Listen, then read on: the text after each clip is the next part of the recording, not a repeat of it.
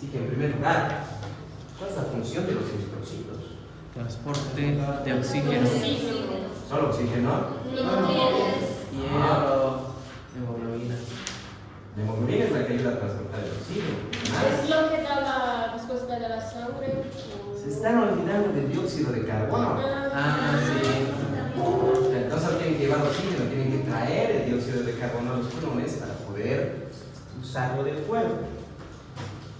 Bien, en primer lugar, debemos tomar en cuenta y considerar lo que viene a ser que los eritrocitos de todas las células sanguíneas son las más abundantes. Tienen una forma de disco aplanado y cóncavo, lo que le permite en primer lugar acumularse en grandes cantidades dentro del torrente sanguíneo. Estamos hablando de una gran cantidad de eritrocitos, alrededor de 5 millones por cada litro de sangre. Estamos hablando de una gran cantidad de eritrocitos que van a estar distribuidos dentro de lo que viene a ser el torrente sanguíneo. Como sabemos, los eritrocitos, para poder transportar lo que viene a ser propiamente tanto el oxígeno como el dióxido de carbono, en su interior van a tener una gran cantidad de hemoglobina.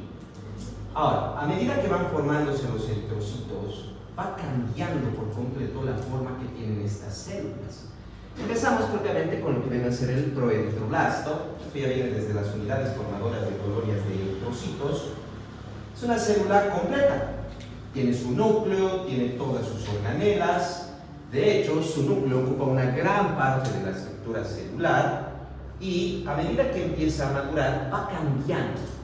Va pasando del proeritroblasto al eritroblasto, que pasa por 3 etapas: el eritroblasto basófilo, policromatófilo y el ortocromatófilo. Luego vamos a tener el reticulocito hasta formar lo que viene a ser el eritrocito. La variación en la coloración de lo que vienen a ser sus células formadoras, propiamente de los eritroblastos, se debe a que a medida que van madurando los eritrocitos, van perdiendo organelas intracelulares. A medida que van madurando, van a ir primero formando hemoglobina. El proeritroblasto casi no produce hemoglobina, es cuando empieza a transformarse en el eritroblasto donde ya produce gran cantidad de hemoglobina. Y esa producción se mantiene hasta lo que viene a ser propiamente el reticulocito. Ya el eritrocito, como ustedes saben, es una célula que no posee núcleo. Por lo tanto, ya no tiene capacidad de formación de proteínas, estructuras. De hecho, ya ni siquiera tiene muchas organelas intracelulares. El eritrocito solo tiene mitocondrias principalmente. No tiene núcleo, casi no tiene nada de otras organelas. Muy poco endoplasmático, muy poco citoesqueleto.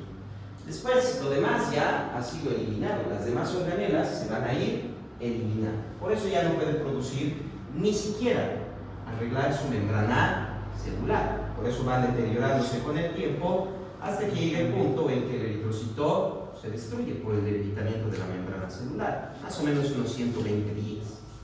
Entonces, a medida que se va formando, va produciendo hemoglobina. Y como va cambiando las organelas intracelulares, por eso va cambiando su coloración. Primero se tiñe con medios básicos hasta terminar con la tinción con medios ácidos. Eventualmente, hasta el eritroblasto aún tiene núcleo.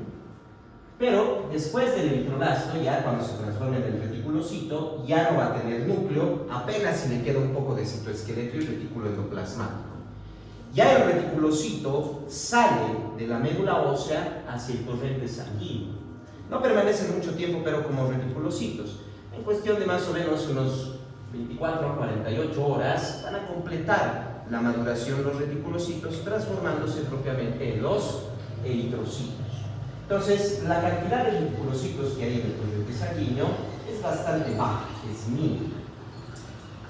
Lo que más vamos a encontrar son los eritrocitos.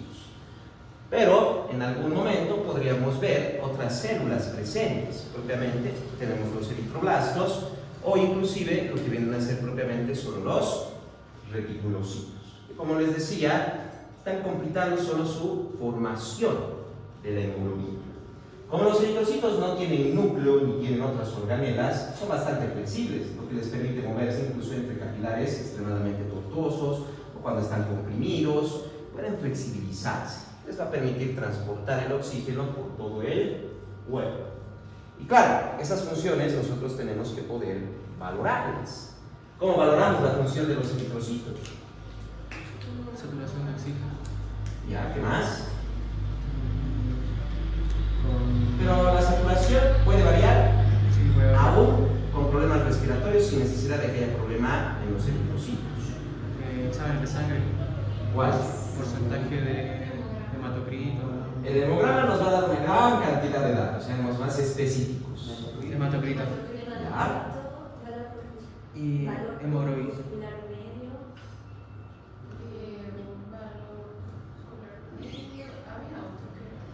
Hematocrito, hemoglobina.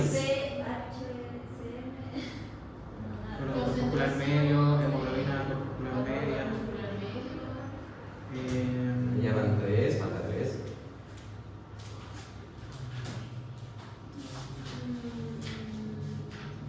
Hay uno que ayuda a captar Más. La viscosidad de la sangre ingresa al hematocrito. Sí, no. Ya me mencionaba el hematocrito, volumen corpuscular medio, hemoglobina corpuscular media, les faltan 3. Son 6 valores los que buscáis. Sí. HCM. Pues la hemoglobina corpuscular media. Sí. Hemoglobina es nada, ¿qué más? Ya van 4, faltan 2.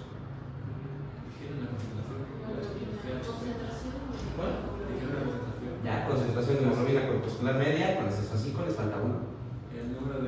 El número de eritrocitos. Bien. O sea, lo que conocemos como valores hematimétricos, en primer lugar. Dentro de lo que viene a ser la función de los eritrocitos, cabe resaltar algo muy importante. Tenemos, en primer lugar, 3 valores hematimétricos principales y 3 secundarios. Los principales, la hemoglobina, el hematocrito y la cantidad de eritrocitos en la sangre. Los otros van a ser propiamente combinaciones de estos. Si yo divido, por ejemplo, la cantidad de eritrocitos sobre lo que viene a ser el hematocrito, voy a tener el volumen corpuscular medio. Si divido la cantidad de eritrocitos con hemoglobina, voy a tener la hemoglobina corpuscular media. Y por último, si yo hago la misma división entre la hemoglobina y el hematocrito, me va a salir lo que viene a ser la concentración de hemoglobina corpuscular media. ¿A qué se refiere pero cada valor hematimétrico? Es lo primero que tenemos que ver. Cuando hablamos de la cantidad de eritrocitos, estamos hablando propiamente de la cantidad de eritrocitos que se encuentran en el torrente sanguíneo. Aproximadamente estamos hablando de más o menos unos 5 millones de eritrocitos por mililitro de sangre. Y cabe resaltar algo muy importante. Lo que tenemos aquí en valor es el total, no es por mililitro. Pero igual vienen a ser aproximadamente 5.3 millones en varones y alrededor de 4.8 millones en mujeres. Hay una variación por lo que viene a ser el género. Por otro lado, tenemos lo que viene a ser la hemoglobina. Igual, la hemoglobina es la cantidad de hemoglobina que encontramos dentro del torrente sanguíneo. Claro, el 99.9% de esta hemoglobina está dentro de los eritrocitos. La hemoglobina libre del torrente sanguíneo no queda de esta manera, rápidamente se metaboliza. Por eso son niveles casi innecesarios o infinitísimos como para poder valorarlos adecuadamente o tomarlos en cuenta. Dentro de la hemoglobina vamos a tener alrededor de 16 gramos por decilitro para varones y alrededor de 14 gramos por decilitro para mujeres. Más menos 2, quiere decir hasta 18 y mínimo 14, hasta 16 mínimo 12. El hematocrito, ¿qué es el hematocrito en primer lugar? ¿Qué representa?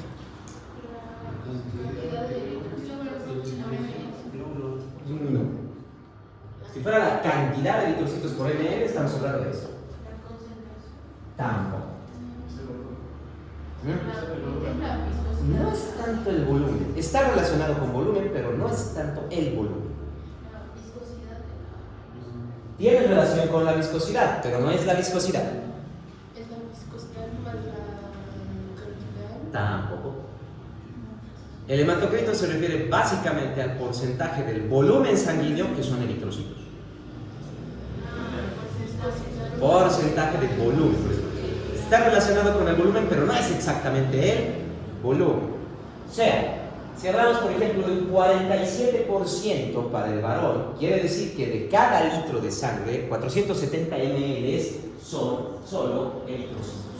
A eso se refiere. Entonces, el hematocrito está en promedio alrededor de los 45%.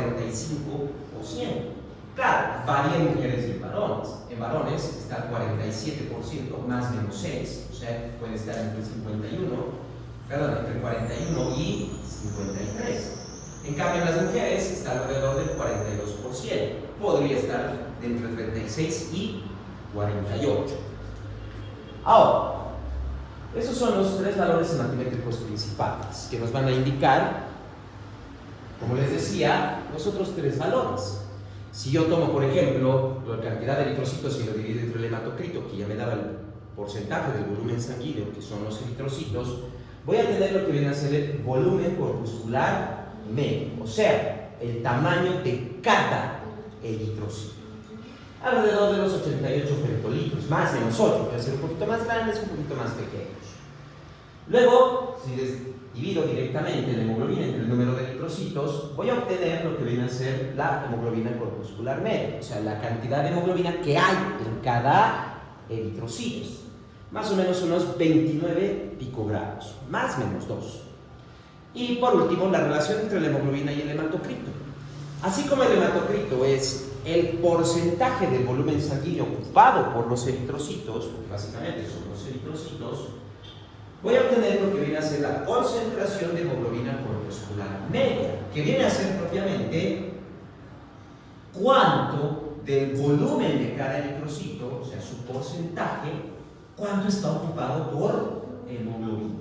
Y eso es 34 más menos 2 gramos por decilitro. O sea, más o menos un tercio de cada eritrocito es hemoglobina, de todo su volumen, entre lo que es los líquidos corporales, las mitocondrias y un poco de lo que vienen a ser las proteínas internas de la célula. Propiamente una tercera parte son hemoglobina, nada más. Eso nos va a dar propiamente los 6 valores hematimétricos que nosotros vamos a poder utilizar para poder valorar las patologías, entre las cuales tenemos dos principales, la anemia y la policitemia. La anemia, en primer lugar, no es pérdida de eritrocitos. Anemia, la definición es la disminución o pérdida de hemoglobina en la sangre. Porque yo puedo tener una buena cantidad de eritrocitos, incluso tal vez más de los que necesito. Pero ¿qué pasa si no tienen hemoglobina? Eso es anemia. Claro, si pierdo eritrocitos, también pierdo hemoglobina. Por eso. Pero no se olviden, anemia es la reducción o la disminución de hemoglobina en la sangre. Luego tenemos la policitemia, que se refiere a un incremento de la cantidad de eritrocitos que va a haber en el torrente sanguíneo. El mayor problema que tenemos con las policitemias es que la elevación en el número de eritrocitos me va a aumentar el hematocrito. Y al aumentar el hematocrito, eso sí, ya me lo dijeron hace rato, eso determina la densidad o viscosidad sanguínea. Así que entre más alto sea el número de eritrocitos, más viscosa va a ser la sangre, lo que determinaría en primer lugar que podríamos tener en algún momento un incremento de la presión arterial por aumento de la resistencia, porque la sangre es más viscosa. Por otro lado, como les decía, hay dos formas de policitemia. Tenemos la policitemia fisiológica o secundaria y también tenemos la policitemia patológica, también conocida como policitemia vera. La policitemia fisiológica o secundaria, como indica el nombre, es fisiológica, es secundaria a hipoxia. Quiere decir, si nos encontramos en un ambiente o en algún lugar con poca disponibilidad de oxígeno, para poder sustentar los tejidos con una buena concentración de oxígeno, vamos a aumentar la cantidad de eritrocitos, dependiendo del grado de hipoxia. Pero cabe resaltar que nunca va a incrementar más de 0.5 millones de eritrocitos. O sea, más de 0.5 aquí no va a incrementar, para nada. ¿Qué situación genera generalmente una polisitema fisiológica o secundaria? Altura, claro. La altura, exacto. La altura lo genera. Pero no porque haya diferente concentración de oxígeno a diferentes alturas. No se debe a eso. Se debe principalmente a que son a las presiones que van a cambiar. El aire también es una solución. Y de hecho, cuando estoy más abajo en una solución, tengo bastante solución encima mío, lo que genera más presión. En cambio, si estoy más arriba, casi no hay nada encima mío, tengo poca presión. La concentración va a ser la misma. La concentración de oxígeno en el aire no cambia, está alrededor del 20 al 20, del 25 al 27% en todo el ambiente. Pero cuando estoy a nivel del mar, como tengo una gran cantidad de atmósfera encima mío, la presión de oxígeno es mayor, lo que permite un buen intercambio de oxígeno y buena disponibilidad para el torrente sanguíneo. Y a medida que voy subiendo de la altura, bueno, hay menor aire encima mío, hay menor presión, lo que dificulta la entrada de oxígeno al torrente sanguíneo. Por eso, entonces no es que a medida que subamos se disipa el oxígeno, desaparece. No, es por presiones principalmente. Entonces, entre más alto esté, hay menor presión. De tal manera que generalmente por encima de los 5.000, 6.000 metros, la presión es tan baja que casi no se puede captar oxígeno. Para eso necesitamos mayor concentración de oxígeno. Por eso los alpinistas, por ejemplo, tienen máscara de oxígeno para poder respirar el oxígeno y poder saturar adecuadamente la sangre. Pero claro, no tenemos poblaciones que estén tan alto. La mayoría de las poblaciones están entre los 3.000, 4.000, un poco más, tal vez de metros sobre el nivel del mar. Así que la situación es simple. A medida que una persona sube, le va a faltar oxígeno. Quiere decir, empieza a tener ciclos de hipoxia. Todos los que no son de Cochabamba y han venido de lugares más bajos, ¿qué les ha pasado la primera vez que han llegado aquí? Dolor de cabeza, mareos, dolor de oído. ¿Qué más? Como me falta aire. Malestar. ¿Ya? Al rato no siento que todavía me pasa eso. Eso ya llevo un tiempo acá. Eso era porque, por lo que decía, ¿no? Que nunca va a subir tanto tampoco.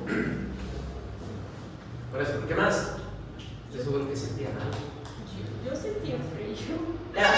No quiero. Puede ser que sea cansancio, más somnolencia. Claro, tenían mareos, visión borrosa, les faltaba el aire, no podían caminar mucho porque se cansaban, y algo más. Y algo más, muy importante. ¿Qué acaso no sentían palpitaciones? O sea, su corazón, para tratar de llevar más oxígeno, lo primero que hizo fue aumentar la frecuencia, el gasto cardíaco. Entonces, lo primero que aparece es aumento de la frecuencia cardíaca. El aumento de la frecuencia nos genera aumento de la presión. Entonces, por la falta de oxígeno, ya sabemos, teoría de la falta de oxígeno, vasodilatación. Principalmente a nivel nasal, lo que podría permitir inclusive lo que vendría a ser los sangrados nasales. Mayor presión, vasodilatación, facilidad de sangrados nasales. ¿Cuánto tiempo les duró eso? ¿Cuánto tiempo fue? Les duró eso. A mí una semana, sí, o más, 2. ¿Los demás qué dicen? Es que básicamente llegaron con una cantidad de eritrocitos. Yo creo que 2 meses, 3 meses. Toma bastante tiempo porque, primero, no solo debemos reemplazar los eritrocitos que van muriendo, debemos producir mayor cantidad de eritrocitos a medida que subimos. Eso toma tiempo, puede ser mínimo 2 semanas, pero en un periodo máximo de hasta 2 a 3 meses. Toma bastante tiempo, depende mucho de lo que viene a ser la cantidad de eritrocitos que van muriendo, la dieta, etcétera y demás. Entonces, entre 2 semanas a 2 meses en promedio, digamos, para poder aumentar la cantidad de eritrocitos. Para la altura de Cochabamba, que estamos a 2.700 metros sobre el nivel del mar, aumenta alrededor de más o menos 0.3 millones de eritrocitos. O sea, unos 300.000 por mililitro de sangre. Toma bastante tiempo por eso. Aumentar tal cantidad de eritrocitos no se hace de la noche a la mañana. Toma tiempo. Claro, aquellos que, por ejemplo, hacían el deporte aeróbico en sus lugares de origen, ya sea Santa Cruz, Brasil, Chile, cualquier lugar que sea bajo, tenían mayor facilidad, porque ya de por sí su cuerpo respondía mejor a las hipoxis, pero igual debían producir mayor cantidad de eritrocitos. Aquellas personas que no hacían mucho deporte les tomó un poco más de tiempo y también les afectaba mucho más la vida. Entonces depende principalmente de eso. Y claro, para Cochabamba estamos hablando de un aumento de alrededor de 0.3. Lugares más elevados, por ejemplo, el Alto está a 3.700 metros. La ciudad de La Paz está entre los 3.500 y los 2.700. La zona sur de la ciudad de La Paz está casi a la misma altura de Cochabamba. Entonces, hay variaciones, hay cambios. Ya para el Alto, por ejemplo, estamos hablando de unos 0.1 más, o sea, 0.4, 0.5. Claro, poblaciones un poco más elevadas, ya cerca de los 4.000, 5.000 metros, que ya son muy pocas, llega casi a medio millón de eritrocitos para un metro, pero no llega a más de eso. Eso es solo secundario a lo que viene a ser la hipoxia, que se genera por la falta de disponibilidad de oxígeno por la disminución de presión atmosférica a medida que vamos subiendo. Por otro lado, tenemos la patología vera. Esa policitemia es patológica. Ahí no estoy hablando de 200.000, 300.000 o medio millón. Ahí estoy hablando mínimo de 1.5 a 2 millones de eritrocitos que van a aumentar. O sea, de 5 pasa a 7 o más. Es demasiado. Ya con la policitemia fisiológica, de por sí, hay un leve incremento del hematocrito que puede llegar cerca del 50% incluso en varones y en mujeres cerca del 48-49%. Lo que quiere decir una predisposición a la hipertensión. Eso es lo que pasa con las personas en la altura. Su sangre es más viscosa porque tienen mayor cantidad de eritrocitos para compensar la altura. Es por eso que hay mayor cantidad de pacientes hipertensos a medida que vamos subiendo. En el Alto y en La Paz tenemos una gran cantidad. Y claro, entre los tratamientos siempre vamos a tener la posibilidad de que alguna persona pueda bajar de altura. Si bien lugares como Cochabamba no se puede, porque sinceramente no hay mucha variación, y la persona no puede cambiarse de Cochabamba a Santa Cruz, pero en La Paz, por ejemplo, sí se podría. Si vive en el Alto o vive en la zona norte de La Paz, que se vaya a la zona sur, está bajando un poco más de altura. No se olviden que la zona sur de La Paz son 2.700 metros, es la misma altura que Cochabamba. Por eso también, si alguna vez han ido a La Paz y han estado entre lo que era el centro de La Paz y la zona sur, han visto hasta el cambio climático que hay. En la zona norte y en el centro de La Paz es frío. Claro, nos vamos a la zona sur de La Paz, que es casi como la cuna de Cochabamba. Entonces, tenemos estas variaciones. En la policitemia patológica overa, no solo voy a tener pero la situación de hipertensión, sino que, como tengo, en primer lugar, mayor cantidad de eritrocitos, el paciente es mucho más rojo su coloración corporal. De hecho, se conoce como rubiculdez. Hasta las palmas, las plantas de los pies del paciente son rojas. Su rostro, todo su cuerpo tiene de más rojizo para el aumento de hemoglobina. Como contiene hierro, va a generar esa coloración. Hipertensión, la posibilidad de sangrados. Eso es lo que va a pasar con la policitemia patológica. ¿Cuál va a ser el tratamiento? No.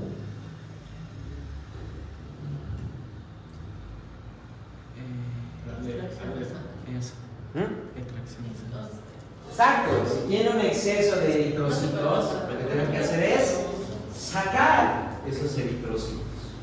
De hecho, los pacientes con policitemia, dependiendo la cantidad de eritrocitos que tienen, pueden ir una vez al mes, una vez cada 2 meses, dependiendo al banco de sangre donde se hacen estos tratamientos. O sea, siempre que tengan un paciente con policitemia patológica, verá, el tratamiento es simple.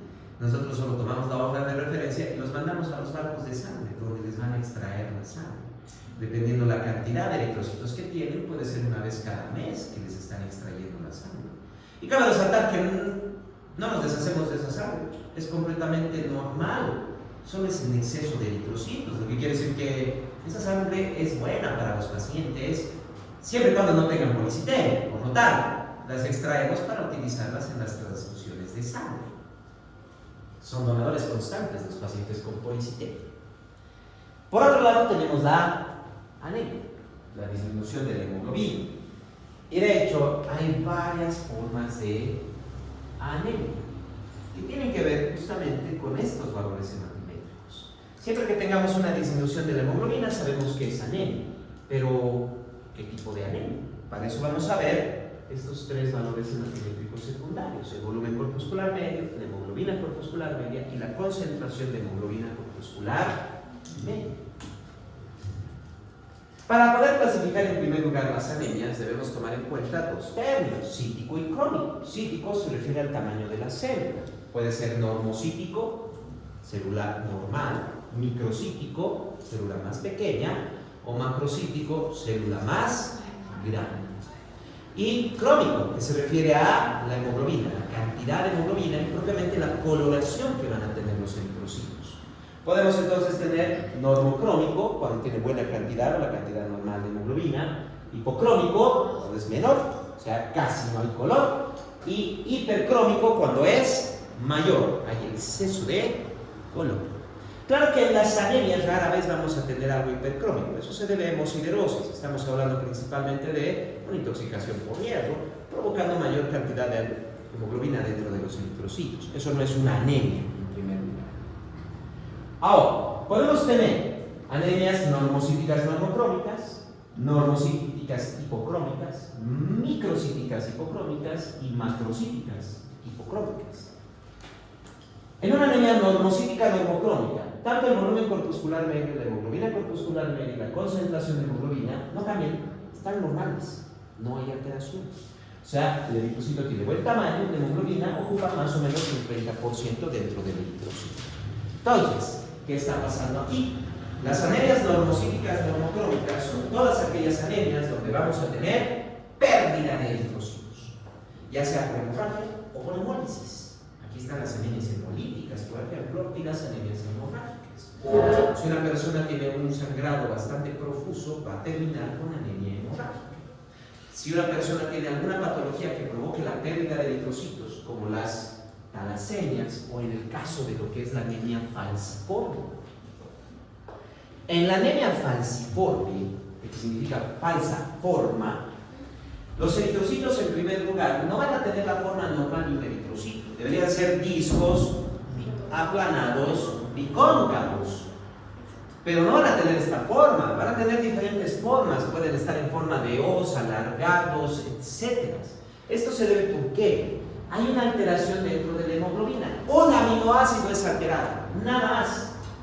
Un aminoácido se cambia y eso va a provocar la anemia falciforme. Ese aminoácido, al estar cambiado, o sea, cambiamos un aminoácido por otro, es probabilidad que se van a alterar. Entonces, cuando entra en contacto con el oxígeno, la hemoglobina, por culpa de este aminoácido, se cristaliza. Normalmente la hemoglobina, cuando entra en contacto con el oxígeno, se mantiene flexible, lo que mantiene la flexibilidad del eritrocito. En cambio, gracias a esa alteración en ese aminoácido, en cuanto entra en contacto con el oxígeno, la hemoglobina se vuelve rígida, se va a cristalizar. En vez de tener, por ejemplo, una bolsa con arena que yo puedo movilizar y mover de la manera que quiera, voy a tener una bolsa con ramas. No voy a poder flexibilizar, no voy a poder moverla de ninguna manera a su forma. Por eso van a aparecer formas alteradas. Y no solo eso, al tratar de pasar el eritrocito por capilares, puede que obstruya el capilar, puede que inclusive detenga por completo el flujo sanguíneo. ¿Y qué va a pasar? Eso no es posible, porque eso va a provocar mayor problema. Entonces van los macrófagos y los matan a esos eritrocitos. Entonces se va destruyendo, es una forma de anemia hemolítica. Lo mismo las talasemias, también son anemias hemolíticas, porque básicamente producen la destrucción de grandes cantidades de eritrocitos. Entonces, en las normocíticas normocrómicas, volumen corpuscular medio, hemoglobina corpuscular media y concentración de hemoglobina corpuscular media, lo que ahí tuve el error, tiene que ser una C. Vamos a tener lo que viene a ser propiamente un eritrocito de tamaño normal con una buena cantidad de hemoglobina. Normocíticas hipocrómicas, volumen corpuscular medio se mantiene normal, no se altera, pero la hemoglobina corpuscular media baja. Como tiene menor cantidad de hemoglobina en el eritrocito, la concentración de hemoglobina corpuscular media también baja. O sea, el eritrocito es normal, por eso es normocítico, pero tiene menor cantidad de hemoglobina, por eso va a ser hipocrómico. Aquí, por ejemplo, ¿qué tipo de anemia tenemos? Aquí tenemos, por ejemplo, la anemia ferroténica. O sea, una persona que no tiene suficiente hierro. Va a producir buena cantidad de eritrocitos, pero no puede producir buena cantidad de hemoglobina, porque básicamente no tiene por qué producir la hemoglobina por la falta de hierro. Puede deberse también en algunas desnutriciones, principalmente aquellas que tengan que ver con los aminoácidos, que son formadores de la hemoglobina. Pero es mucho más raro en esos casos.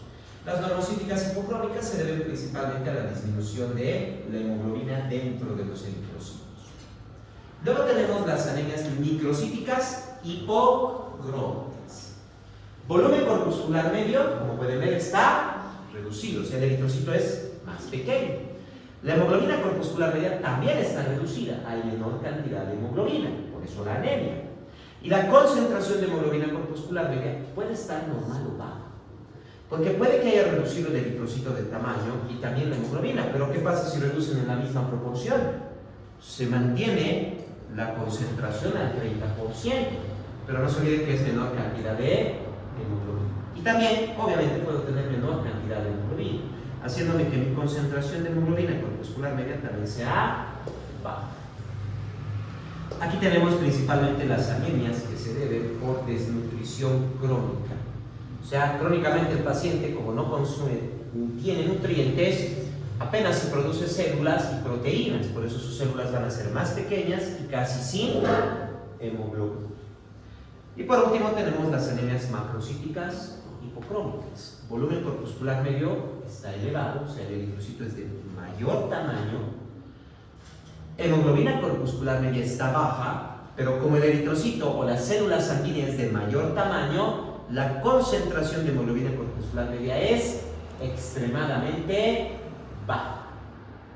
En estas otras podríamos llegar a, digamos, un 20%, 15%, pero en la concentración de hemoglobina corpuscular media en las anemias macrocíticas hipocrómicas, esta concentración puede llegar a 5 o inclusive cerca de 0. O sea, casi no hay hemoglobina. Aquí tenemos lo que vienen a ser las anemias megaloblásticas y también lo que conocemos como la eritroblastosis fetal. ¿A qué se refiere? Hay una destrucción crónica de eritrocitos. Por algún motivo se están perdiendo constantemente eritrocitos. Lo que provoca entonces que el cuerpo trate de compensar esa falta enviando células inmaduras al torrente sanguíneo. Ya tenemos normalmente una pequeña cantidad de reticulocitos, va a aumentar lo que debería ser una reticulocitosis. Pero si esto no es suficiente, van a empezar a salir eritroblastos o proeritroblastos. Por eso también se conoce como eritroblastosis, porque en la sangre yo voy a ver a los eritroblastos, yo los voy a ver. En las megaloblásticas, quiere decir células más grandes, generalmente blastos, pero también podrían ser reticulocitos, como en la reticulocitosis. Y en la eritroblastosis fetal, lo que encontramos principalmente son eritroblastos en sus diferentes etapas de formación. Voy a encontrar eritroblastos basófilos, policromatófilos y ortocromatófilos circulando en el torrente sanguíneo. No se olviden, son células que tienen núcleo, por eso son más grandes y están formando hemoglobina, por eso también su concentración es más baja de la hemoglobina dentro del eritrocito. La causa, como les dije, hay una pérdida crónica de eritrocitos que la médula trata de compensar enviando al torrente sanguíneo células inmaduras para tratar de llevar una buena cantidad de oxígeno. Eso con relación a lo que vienen a ser las clasificaciones de anemias. Claro, esta solo es la clasificación general de las anemias. Ya cuando lleven hematología van a ver cada una de las anemias que les he ido mencionando. Anemias hemolíticas, anemia ferropénica, hemosiderosis, van a estar viendo lo que son las diferentes hipocrómicas, macrocíticas hipocrómicas, microcíticas hipocrómicas, todas las demás causas y demás. Pero mientras puedan clasificarlas y ver el examen de laboratorio, indicar si es normocítico, normocrómico, etc., suficiente por eso. Y claro, ¿cómo voy a hacer el tratamiento de la anemia? Depende de la causa. Dije de la anemia. No,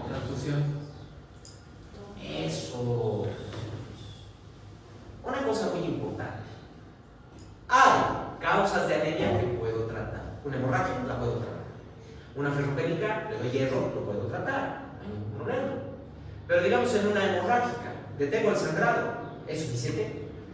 Mi paciente está anémico, ya detuve la causa de la anemia, pero aún está anémico.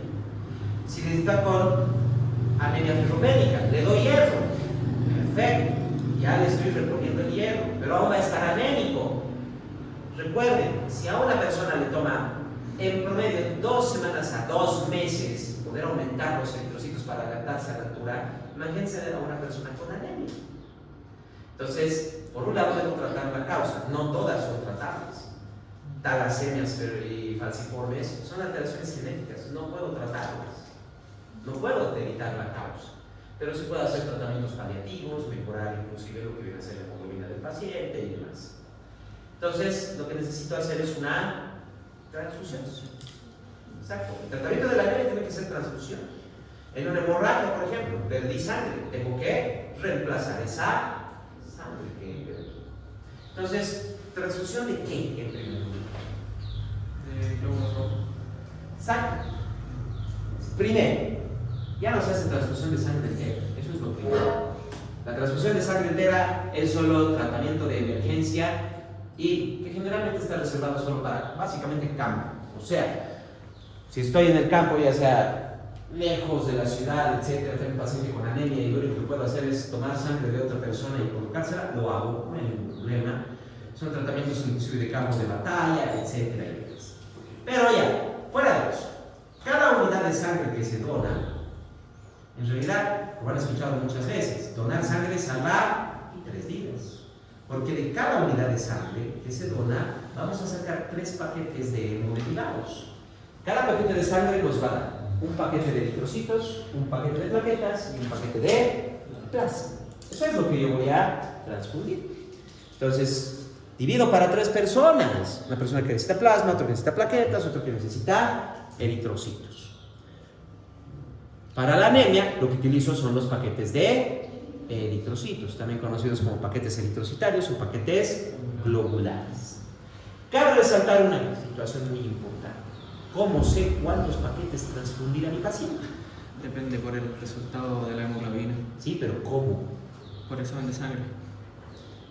Pongámoslo de esta manera. Si mi paciente lo mínimo es 12 y está con 10, ¿cuántas unidades le tengo que transfundir? Una. ¿Por qué una? No es suficiente.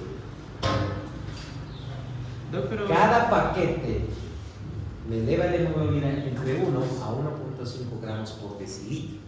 Si lo mínimo es 12 y está en 10, necesito darle 2 unidades. No. Porque con una, a lo sumo lo llevo a 11.5, sigue en anemia. Por eso. ¿No? ¿Será que a lo mejor acá cambia, pero por ejemplo en Chile solo se transfunde? Bueno, en pandemia era menor a 6 de hemoglobina, pero en Chile 7, si no me equivoco, actualmente. Si En tiene realidad, 8, por ejemplo, no hay transfusión. En realidad los criterios dependen mucho del médico, no del país. Hay médicos que, como tú dices, por debajo de 8 no hacen la transfusión, pero hay otros que con 10 ya hacen transfusiones. Todo depende del criterio que tienes. Allá en el laboratorio creo que no permitía, a no ser de que fuera por indicación médica. Por eso, es que tiene que ser el médico, el hematólogo es el que Sí, decide. define. Exacto. Por ejemplo, si yo tengo un paciente que ha tenido un sangrado y está con 10 de hemoglobina, no le voy a transfundir, porque básicamente en 2 semanas va a empezar a recuperarse.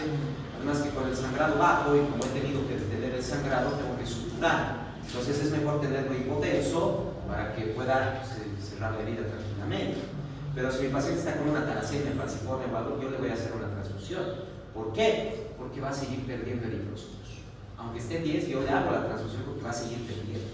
Hasta que pueda hacer el tratamiento adecuado, darle los medicamentos necesarios en la falciforme para prevenir mayor pérdida de eritrocitos, le voy a hacer la transfusión porque sé que va a seguir perdiéndolos. Por eso no lo puedo dejar. En la ferropénica, generalmente, por encima de 10 no se hace, por debajo de 10 se da. ¿Por qué? Porque dándole hierro ya en una semana está produciendo buena cantidad de eritrocitos. Están bien los eritrocitos, el problema es que no tenía hemoglobina. Entonces depende mucho el criterio médico ahí, depende mucho.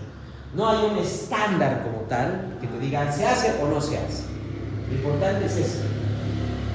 Si tengo que subir la hemoglobina, entre 1 a 1.5 por cada paquete. Entonces, si tengo, por ejemplo, un paciente con 6 de hemoglobina, ¿cuántas unidades le tengo que transfundir? Tengo que llevarlo mínimo a 10 u 11. Unas 5 por lo menos. Por lo menos 4 unidades. Por lo menos. Ahora entienden por qué a veces solicitamos 4, 5, 6 unidades. No es porque básicamente esté pensando que voy a usar eso en quirófano, no, sino que estoy viendo la hemoglobina. Estoy viendo la hemoglobina. Y no se olviden, cada paquete de eritrocitos me aumenta entre 1 a 1.5 gramos por decilitro de hemoglobina. Pero para poder hacer eso, yo tengo que tipificar la sangre. O sea, tengo que saber el grupo sanguíneo al que pertenece. Y básicamente como todas las células, toda célula corporal en sus membranas tiene proteínas que están unidas a carbohidratos. Estos proteoglucanos son marcadores químicos, conocidos como antígenos. Esto ya lo conocen desde inmunología. En inmunología entonces ya han visto lo que son los antígenos, ¿verdad? ¿Y qué pasa cuando son reconocidos los antígenos? Son fagocitos, producen una reacción. ¿Reacción de qué tipo?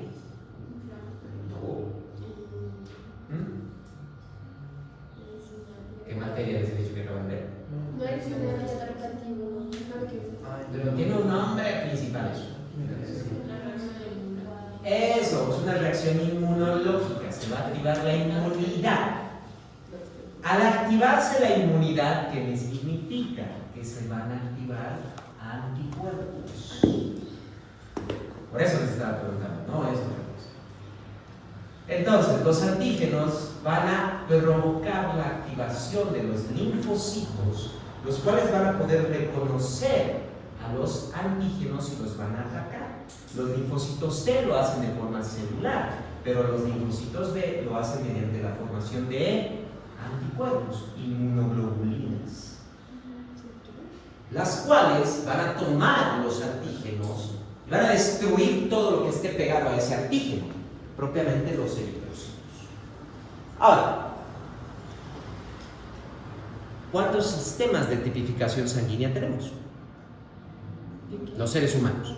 ¿Cuántos sistemas de tipificación sanguínea tenemos los seres humanos? No. Esos son los tipos, ¿no? Estoy hablando de sistemas de tipificación, sistemas de grupos sanguíneos. Entonces esto lo han llevado de genética, solo estamos repasando. 3, Ah, 5, no les estoy preguntando cuántos grupos sanguíneos tenemos, sino cuántos sistemas de tipificación. 2, ¿cuáles son? Primer, sistema ABO y sistema EDH. Aunque se le llama factor EDH, el EDH es en realidad un sistema de tipificación sanguínea por propio derecho. Es lo mismo que el ABO, no es uno mayor que el otro, son iguales. Ahora, en el sistema ABO, como indica el nombre, tenemos solo dos antígenos, el antígeno A y el antígeno B, y los tenemos. El antígeno A es una proteína específica y el antígeno B es otra proteína que va cambiando. Fíjense que no son exactamente lo mismo. No son. Ahora, la presencia y ausencia de estos antígenos son los que te determinan esos grupos sanguíneos en el sistema ABO. Si tengo antígeno A, el grupo sanguíneo es A. Si tengo antígeno B, el grupo sanguíneo es B. Si tengo los dos, A y B, el grupo sanguíneo es AB. Y si no tengo ninguno, es O cero. Bueno, en realidad, originalmente era llamado cero. Pero, y para que sepan de dónde viene la confusión y por qué lo pusimos como O, y por qué se llama el sistema ABO y no AB0, es porque en las máquinas de escribir, antiguamente no teníamos la O y el 0 separadas. Exacto. Por eso les digo, cuando no hay antígenos, A y B tiene que ser 0, que originalmente era 0, Pero ¿por qué me llamaron O? Vuelvo a repetir, en las máquinas de escribir en los años 40, 50 y más, no había separación del O y del 0. Quiere decir que para marcar el 0 tenemos que hacer O mayúsculo, nada más. Entonces, por eso los papeles se los escribía con O mayúscula, no con 0, y terminó siendo A, B, O al final. Sí. Es que así es la tecnología como va cambiando Ahora es 0. Bueno, es que lo hemos tomado como A, B, O, y algunos aún lo dicen 0. Pero esa confusión viene de ese punto, es solo por culpa de las máquinas de escribir, no es por otra cosa. No hay antígenos. No necesario. Eso por parte del sistema ABO. ¿Cuántos antígenos son en el sistema RH?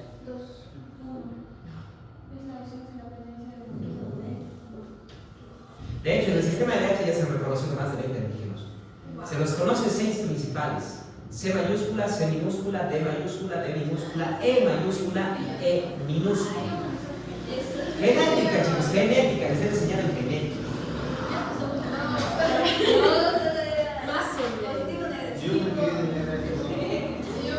Genéticamente han aprendido los alelos de los 6 antígenos principales del sistema RH.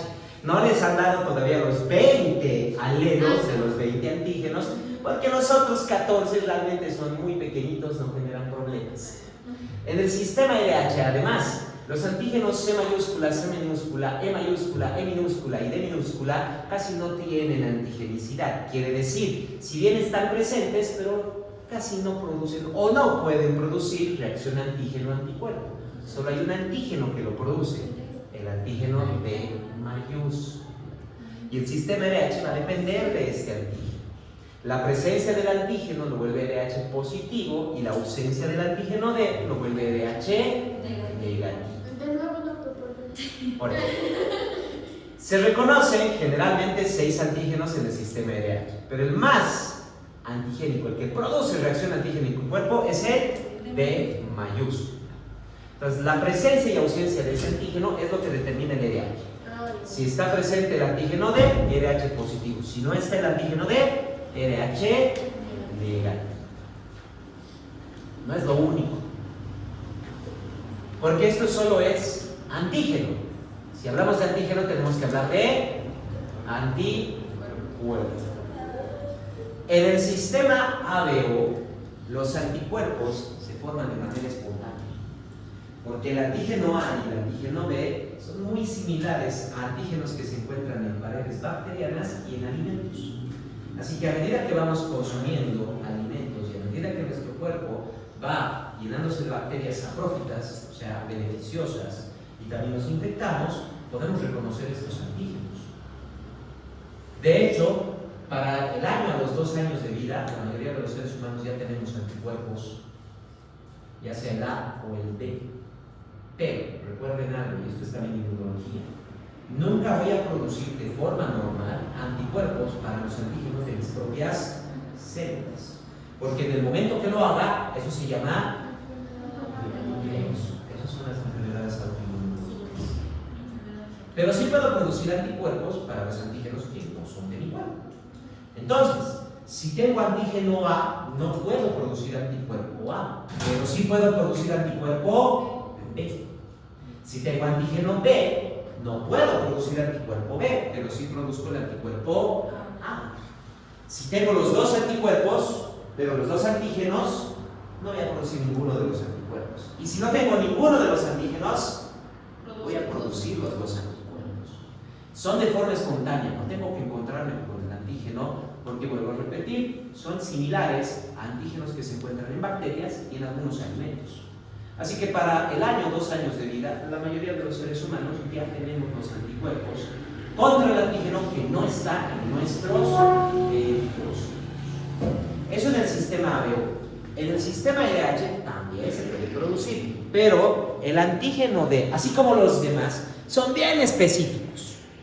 Por eso les decía, los otros 5 no llegan a generar la producción de anticuerpos, son más pequeñitos. Y las otras 14 tampoco, son mucho menos expresivas, son mucho más pequeñitas, no van a generar mayor problema. Es el D. Pero es tan específico el antígeno Y esto es importante. Así como con cualquier otra patología o enfermedad infecciosa para las que desarrollamos inmunidad. Tenemos que encontrarnos con el antígeno para que podamos generar el anticuerpo. Eso lo han visto en inmunología. Si nos infectamos con un virus o bacteria, es reconocido el antígeno y empieza a formarse el anticuerpo. Bueno, recién lo van a empezar a llevar. Es justo en estas fechas que empiezan a llevar inmunidad adquirida. Por eso, es que eso es la inmunidad adquirida, no es la innata. La innata ya la lleva. Era todo lo que habían visto de las funciones de los leucocitos, macrófagos, neutrófilos, todo lo que era el complemento, etcétera y demás. Estoy hablando ahora de la adquirida. Esa es la que se genera por la función de los linfocitos. Entonces, para que se pueda formar el anticuerpo D, tiene que haber ingresado el antígeno D. De lo contrario, no se va a formar. Y ahí es donde viene el detalle de lo que nosotros podemos hacer con las transfusiones. Porque recuerden que yo lo que voy a transfundir es esto, no esto. No estoy transfundiendo sangre entera, solo estoy moviendo los eritrocitos. Y eso determina algunas características en la sangre. Tenemos en total, por el sistema ABO, 4 grupos sanguíneos y por el sistema RH, 2 grupos sanguíneos. 2 por 4, 8. Tenemos un total de 8 grupos sanguíneos. Y siéntanse afortunados de que el ser humano solo tiene 8 grupos sanguíneos, no como los caballos que tienen más de 300. Sí, tienen 8 diferentes sistemas de tipificación sanguínea y dan más de 300 diferentes grupos sanguíneos. Imagínense todo lo que hubieran tenido que estudiar. Aquí no son solo 2, nada más. 8 grupos de sangre en total. ¿Y cuáles son las características de estos grupos sanguíneos? Vean, el A positivo, ¿qué quiere decir? Que tiene antígeno A, antígeno D y su sangre tiene el anticuerpo B. El B positivo tiene antígeno B, antígeno D y en su sangre tiene el anticuerpo A. El AB positivo tiene antígeno A, antígeno B y antígeno D y en su sangre no tiene ningún anticuerpo.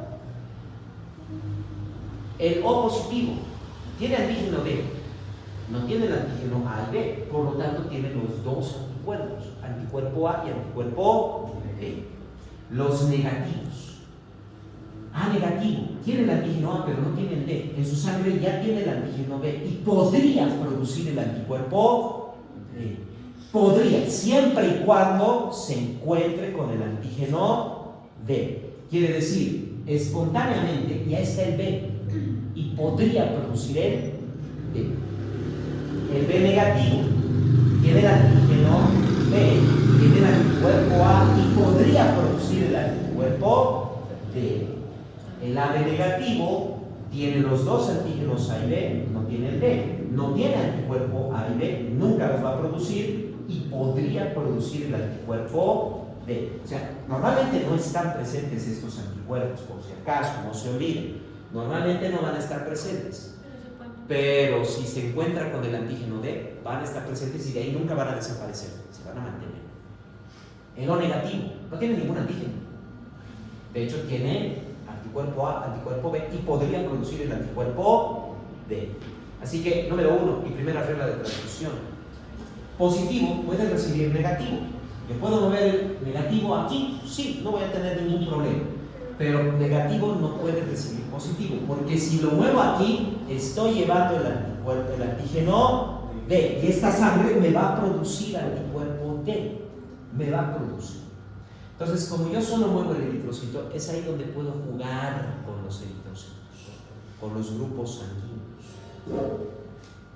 Este eritrocito, que no tiene absolutamente ningún antígeno, si lo traigo aquí, ¿pasa algo? No. Si lo traigo aquí, si lo traigo acá, nada, no hay antígeno, por lo tanto, el eritrocito O negativo yo lo puedo poner en cualquier grupo de sangre, por eso se llama donador universal. El O positivo no puedo. Lo puedo mover a todos los positivos, pero no puedo moverlo a los negativos, porque tiene el antígeno D, y en cualquiera de estos me va a generar el anticuerpo D y me va a producir reacción antígeno-anticuerpo. Ahora, este eritrocito, ¿lo puedo mover? ¿Algún otro grupo? A ninguno lo puedo mover. Primero, positivo no puede ir a negativo. Ahora, si lo trato de mover aquí, ¿qué va a pasar? Aquí está el antígeno, aquí está el anticuerpo. No problema. Acá, lo mismo. Acá, lo mismo. Este no puede moverse en ningún lado. El AB positivo se lo conoce como el donador egoísta, por así decirlo. Porque solo puede donarse a sí mismo. Pero, y por eso mismo, puede recibir de cualquiera, porque al no tener anticuerpos, cualquier eritrocito yo lo puedo traer. Cualquier eritrocito. Por eso va a ser el receptor universal. Y por eso mismo, este será llamado el donador universal de eritrocitos. Pero solo puede recibir O negativo. Porque cualquier otro eritrocito se va a encontrar con el anticuerpo. Se va a encontrar. Entonces, ahí es donde yo puedo jugar un poco con los eritrocitos, porque no se olviden que lo que estoy moviendo es el eritrocito. Si tengo que hacer una transfusión de sangre, tiene que ser sí o sí el mismo grupo sanguíneo y factor sanguíneo. Sí o sí. Porque estoy moviendo tanto células como anticuerpos. Entonces, si tengo que hacer transfusión de sangre entera y mi paciente es B negativo, tengo que conseguir sangre B negativa. Tengo que conseguir. Pero como estoy moviendo solo eritrocitos, no hay problema. La misma regla se aplica para las plaquetas. Y regla invertida para el plasma. Porque en el plasma lo que estoy moviendo es esto. Los anticuerpos, no las células. Por eso regla invertida. Este se vuelve el receptor universal y este se vuelve el donador universal. De plasma. Ojo con eso. De plasma. Y también se invierte la regla de positivos y negativos. Quiere decir que en transfusión de plasma, negativos pueden recibir positivo, pero positivos no pueden recibir negativo. Por eso es regla invertida para la transfusión de plasma. Y para eritrocitos y plaquetas son las mismas reglas. Porque solo estoy moviendo las células, solo estoy moviendo los antígenos, no estoy moviendo todo.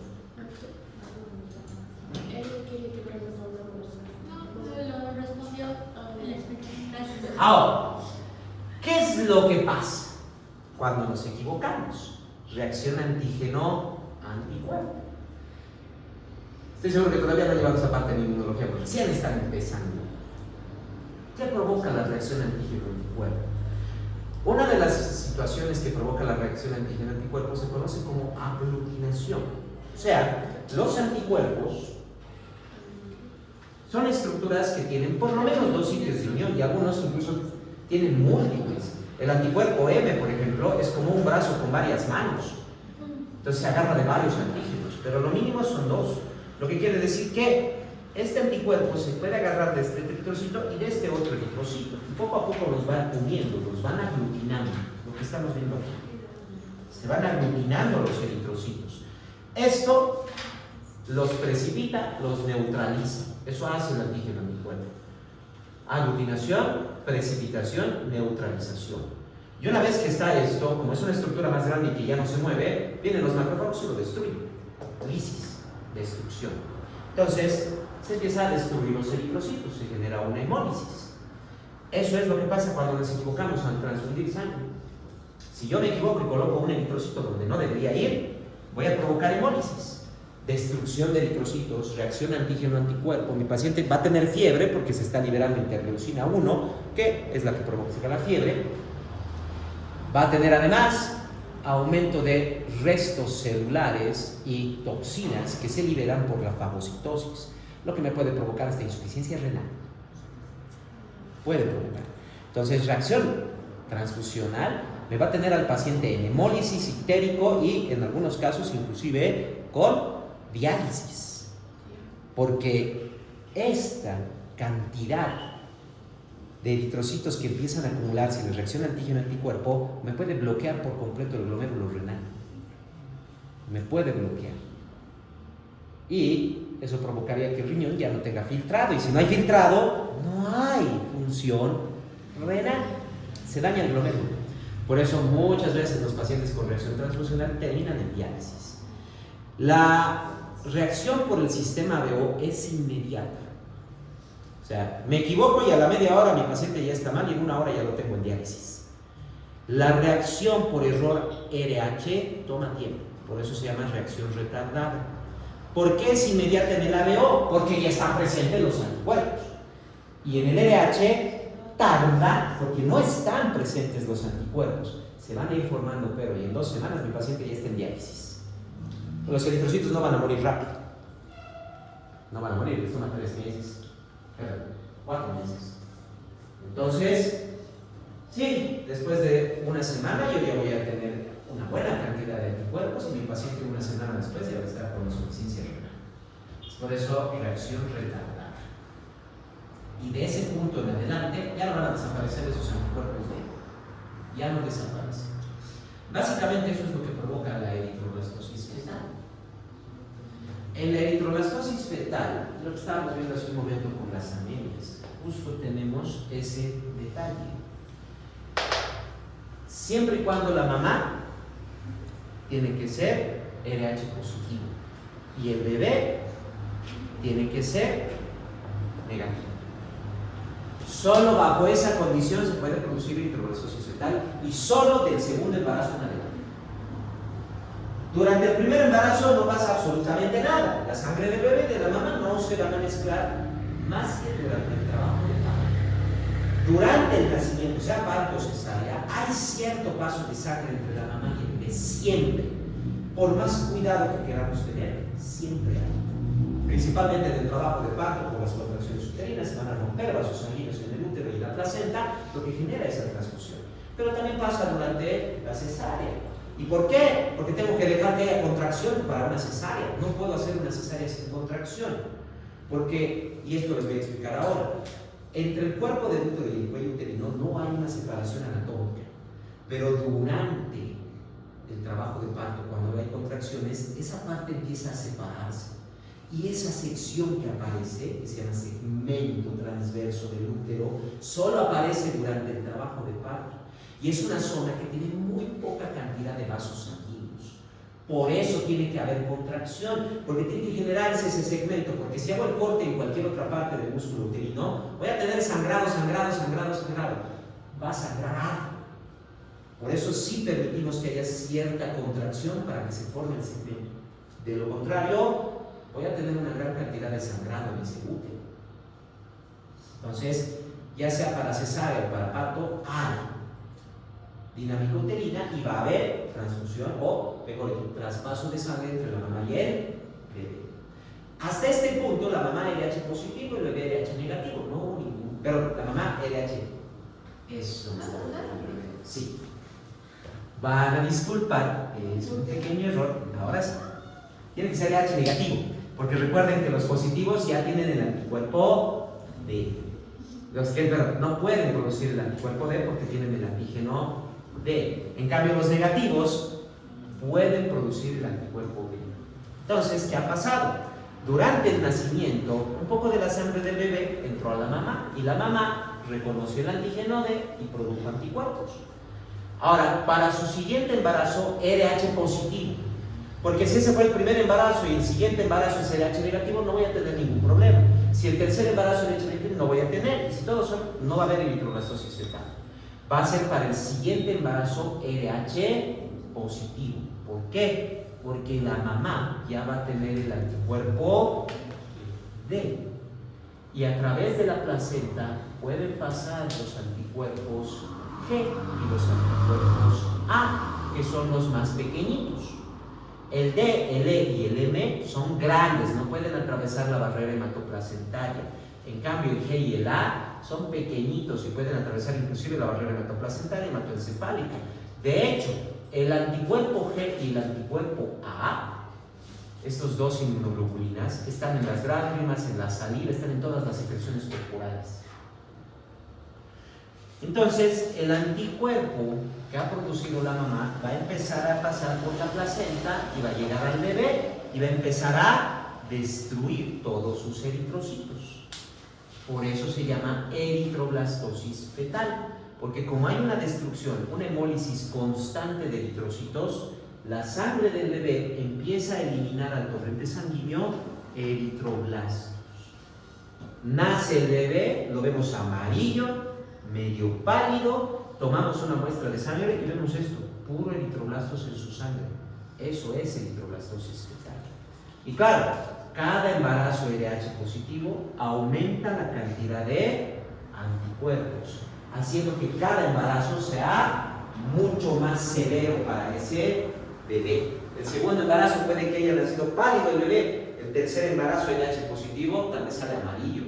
El cuarto, el quinto, ya no sale pálido, sale directamente amarillo o muerto, porque ya hay demasiado anticuerpo. Demasiado anticuerpo ya va a haber. Muchos de los abortos espontáneos se producen por incompatibilidad ABO, porque eso es inmediato. Eso es inmediato. Muchos se producen de esa forma. Siempre y cuando haya vaso de sangre entre la mamá y él, que como sabemos generalmente solo pasa durante el nacimiento.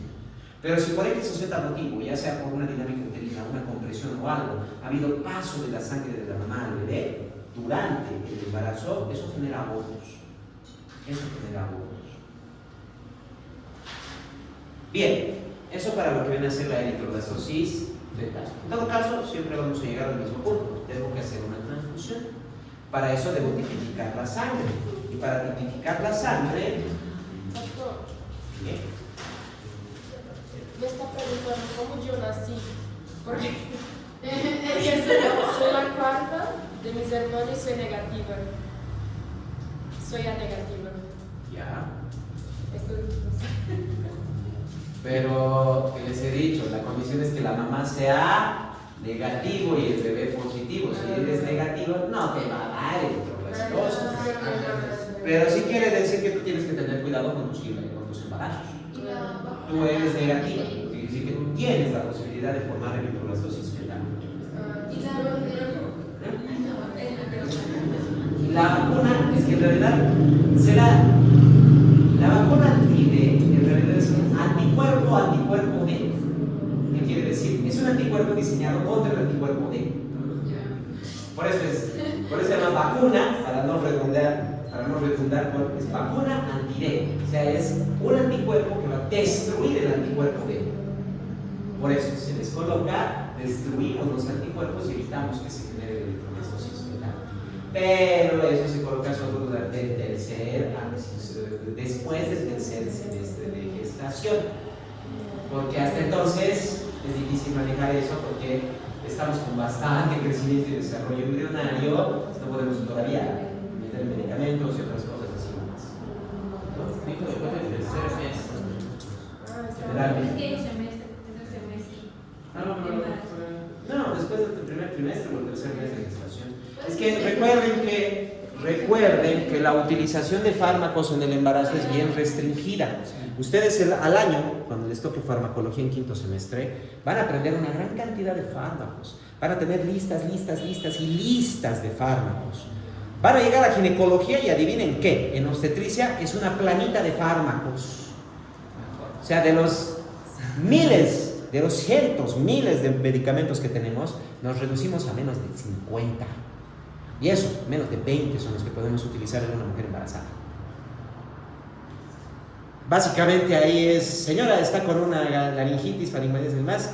Sí, bueno, solo tenemos penicilina y cefalosporina. Y si su bacteria es resistente, pues no tenemos mucho que hacer.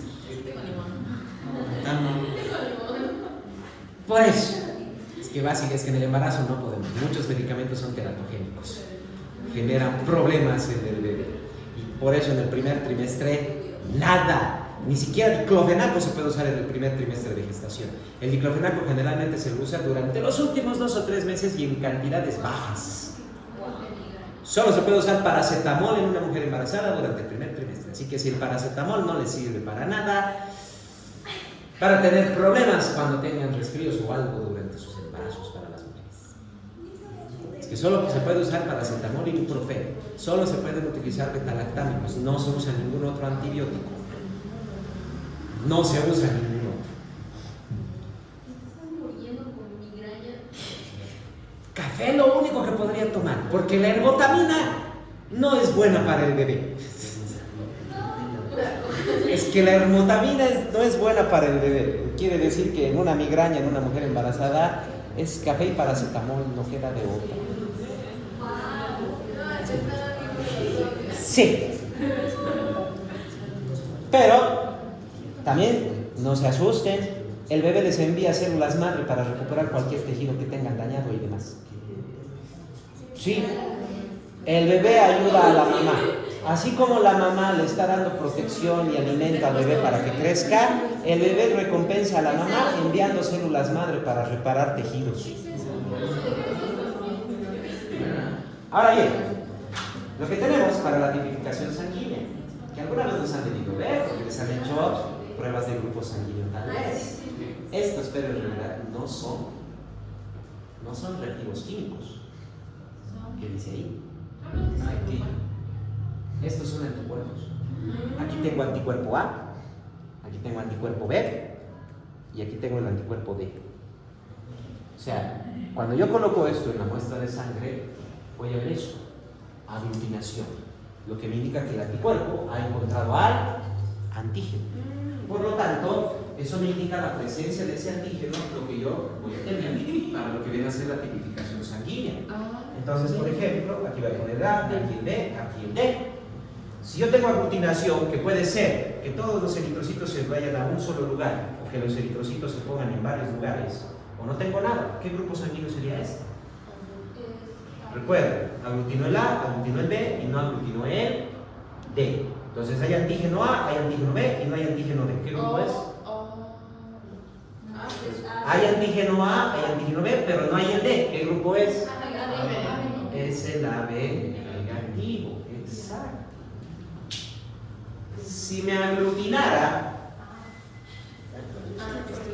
ahora, si solo me aglutinara el A y nada más, si aglutinara así,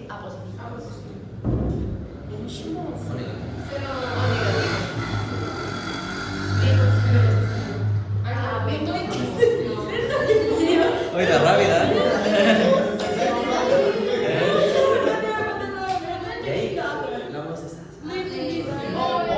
vamos a repetir, recuerden, si aglutina quiere decir todos los eritrocitos se van a una forma o todos los eritrocitos se aglutinan en diferentes espacios, como está aquí, uno por un lado, otro por otro lado. Aglutinó quiere decir que encontró el antígeno. Si no aglutina, no me encontró el antígeno. ¿Qué grupo es este? Allá y hay D. Entendí. Ahora sí. Acá. B positivo. B negativo. No, 0 positivo. 0 negativo. Exacto. No hacemos nada más. Sí. Esa es tipificación sanguínea. Esa es tipificación sanguínea. Nada No, más. pero entonces ahorita. Entonces, y esa es la prueba que vamos a hacer ahora. Ahora. Bien. Eso es lo que vamos a hacer ahora, lo que viene a ser la pruebas de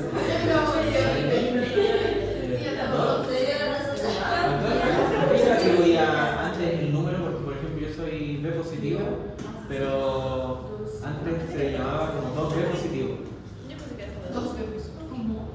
Antes el nombre era con el número delante. Es que Y lo sacaron, creo, ¿no? se eliminó porque tenemos lo que viene a ser el antígeno AB. El antígeno AB también. Es que a veces se combinan el antígeno A y el antígeno B y tenemos el anticuerpo AB que puede atacar a los dos. Entonces, por eso se tenían, pero después de eso se eliminó porque era complicarlo demasiado cuando es simple nomás la situación. Doctor, una pregunta. Por ejemplo, un negativo, una persona de grupo negativo como la mamá estás con un hombre de grupo positivo. En el primer embarazo no pasa nada, pero en el segundo. En el segundo positivo va a haber. El porcentaje es del 10%. Probabilidad del 10% de que se forme el blastosis fetal. ¿Y qué hay que hacer? ¿Vacuna? Puede ser vacuna, pero también se puede ir controlando constantemente. Nada más, es solo control y se puede dar la vacuna, nada más. Pero vuelvo a repetir, en el primer embarazo nunca hay eritroblastosis fetal. En el segundo en adelante, aumentando cada vez. El segundo embarazo y es una progresión, no es progresión aritmética, es progresión geométrica. El primer embarazo es 0, el segundo embarazo es 10% de probabilidad de electrodosis letal, el tercer embarazo es 30%, el cuarto embarazo es 80% y del quinto en adelante es casi segura la electrodosis letal. Casi segura. En medicina no podemos andar con absolutos. Se dice 99.9% de probabilidad y que aún puede haber un 0.1 de que no pase nada. Es que en medicina es difícil manejar absolutos en esos seres humanos. ¿No? ¿Y el paciente puede cambiar el grupo RH? O sea, por ejemplo, ¿por qué lo pregunto en realidad? Porque, por ejemplo, allá en Chile se toma una clasificación, que sería el grupo de RH, cada 48 horas. Si, por ejemplo, le tomé un grupo de RH hoy día, de aquí a 2 días ese grupo de RH vence y hay que tomarle por protocolo otro. Porque si no, no se considera, por ejemplo, para pacientes si va a ser intervenido en pabellón. Ya que Chile es uno de esos países que les gusta sobrecomplicar las cosas. O sea que en realidad de verdad no puede cambiar. No, si esto es carga genética, ¿cómo vas a cambiar los chicos? Pero por una transfusión, por ejemplo, que pueda... Si te has equivocado, tal vez. Pero si no te has equivocado en grupos ni nada, no tendría por qué haber. Ten en cuenta que es como si me dijeras que vas a cambiar el color de tus ojos. Claro. No se puede porque es carga genética. Sí. En primer lugar, yo estoy seguro que sí saben cuáles son los grupos sanguíneos. Esto no es para eso. O sea, ustedes ya han hecho